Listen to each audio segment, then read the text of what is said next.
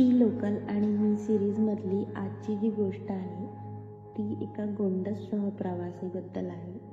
एक निरागस जीव आहे, त्याच्याबद्दल मी तुम्हाला आज सांगणार आहे. त्याची स्टोरी तुम्हाला खूप आवडेल, ऐका. टायटल आहे लोकलचा गोंडस सहप्रवासी.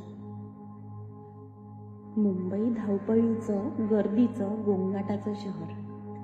इथे प्रत्येक जण कुठेतरी पोहोचायला निघालेला. वेळेवर ऑफिस, कॉलेज, कामं आणि हे सगळं करताना मुंबईकरांचा खरा मित्र म्हणजे लोकल ट्रेन. मी देखील त्यातलीच एक.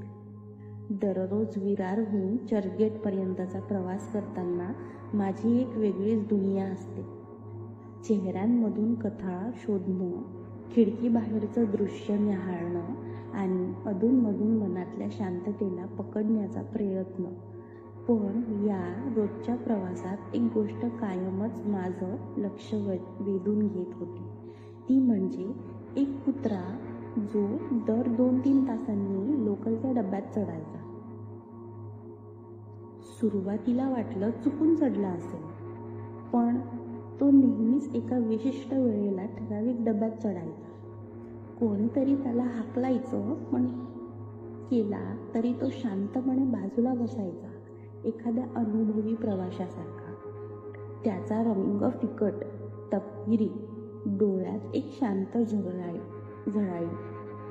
आणि चेहऱ्यावर विलक्षण निरागसता. काही बायकांनी त्याला भोलू नावही दिलं होतं. हळूहळू तो डब्याच्या एक भागच झाला होता. कोणी त्याच्यासाठी खाऊ आणायचं, तर कोणी पाण्याची बाटली उघडून त्याच्यासमोर ठेवायचं. त्याची वळवळ, त्याचं डब्यात वावरणं सगळंच मनाला स्पर्शून जायचं.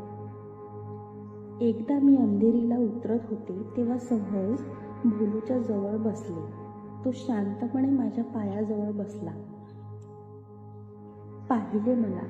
थोडी भीती वाटली की हा चावला तर, पण नाही. मी माझ्या मनातल्या भीतीला मनामध्ये लपवून मी त्याच्या डोक्यावरून हात फिरवला आणि तो माझ्याकडे बघून डोळे मिटून बसला, जणू कुणी फार काळानंतर ओळखीचा हात पाठीवर ठेवावा तसं. त्या एका क्षणात माझ्या मनात प्रश्न उभा राहिला, हा इथे एकटाच फिरतो आहे, त्याचं कुणी आहे का नाही? दुसऱ्या दिवशी मी त्याच वेळेची लोकल पकडली. पुन्हा